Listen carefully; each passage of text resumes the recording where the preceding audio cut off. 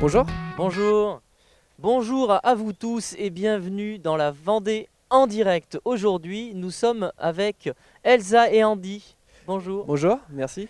Alors, vous allez nous raconter un petit peu votre prochain défi. Voilà, exactement, qui est le Babel Raid.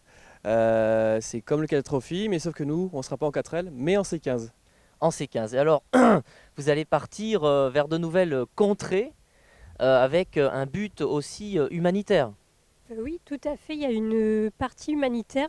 On a récolté différents dons, en fait, que ce soit des habits, du matériel médical, qu'on va acheminer jusqu'au Maroc pour les déposer auprès d'une association. Alors, il faut expliquer que le Babel Raid, c'est un petit peu le même format, si je puis dire, que le 4L Trophy. Vous allez vous retrouver à plusieurs au départ de La Rochelle.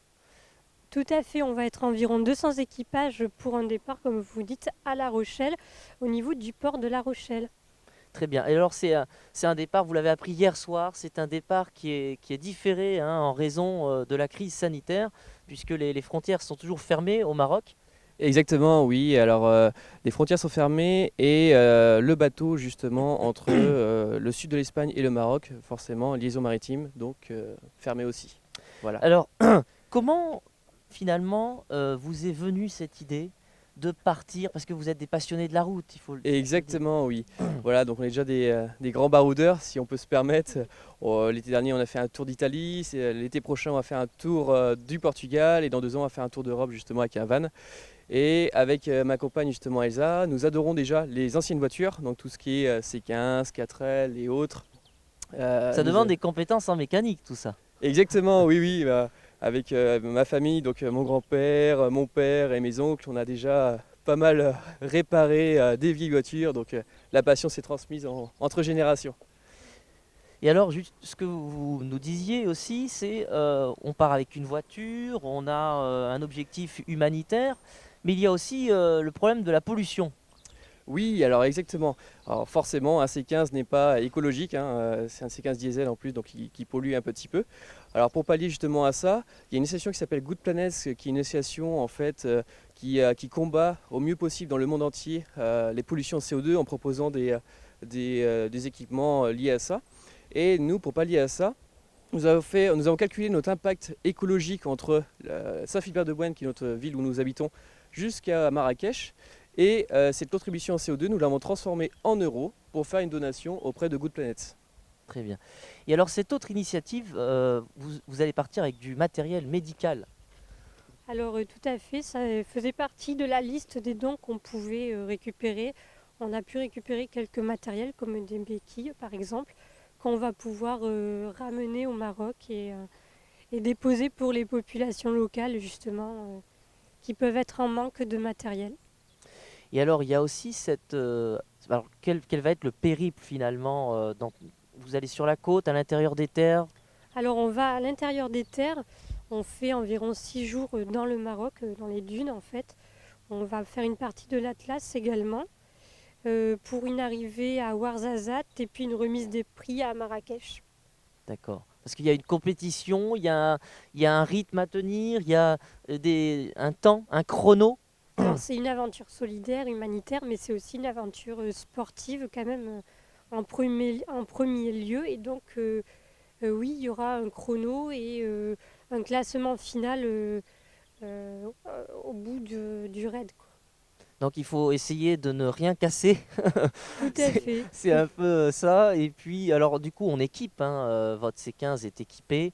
Est-ce que vous pouvez nous raconter un petit peu le matériel qu'il faut, l'équipement, la mise en place de cet engin tout-terrain?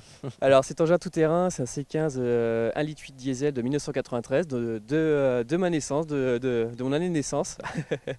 Et c'est un véhicule qui a été préparé par un ami qui est garagiste à Bouin, voilà. Auquel on a refait tout ce qui est suspension, tout ce qui est cardan, tout ce qui est embrayage aussi là. Voilà, et on l'a préparé pour être aussi tout-terrain, avec des pneus crantés pour pouvoir passer dans toutes les situations, que ce soit de la boue, du sable ou de la pierre. Alors pour cela, on l'a essayé justement au SVA de Corcouët-sur-Logne, qui est le salon de l'aventure, et dont on y sera la prochaine fois, en avril, pour essayer le véhicule et pour justement démontrer aussi à nos sponsors que le véhicule est là, il est robuste et il va aller au bout. Il va aller au bout. Vous parliez aussi d'un autre projet en sus de ces 200 kilos de matériel médical, mais il y a aussi un projet qui vous tient à cœur, je crois. C'est celui de plantation d'arbres. Est-ce que vous pouvez nous en dire un petit peu plus s'il vous Oui, plaît durant notre raid, on va participer à une Green Day. C'est une journée solidaire en fait, en collaboration avec les agriculteurs locaux au Maroc. C'est des dons en fait qu'on a récoltés et qu'on continue à récolter pour financer la plantation et l'achat de palmiers dattiers sur place. Donc on va planter des palmiers dans une palmeraie au Maroc, sachant que les palmiers dattiers, c'est une des principales sources de revenus au Maroc. On fait cette journée-là, quoi. Et quelle est votre attente finalement? Parce qu'il y a la compétition, il y a l'objet humanitaire, mais quelle est votre attente humaine en termes de parenté humaine, si je puis dire? Parce que vous allez rencontrer aussi un peuple, un pays que vous avez peut-être déjà découvert, mais quelle va être vraiment cette attente-là? Dans un premier temps, pouvoir partager et échanger avec les Marocains et puis pouvoir les aider comme du mieux que l'on peut. Et puis ce sont nos principales attentes dans un premier temps.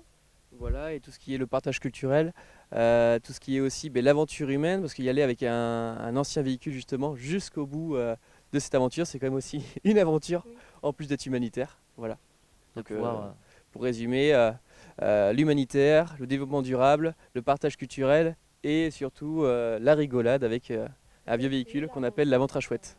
la ventre à chouette. Voilà, D'accord. exactement.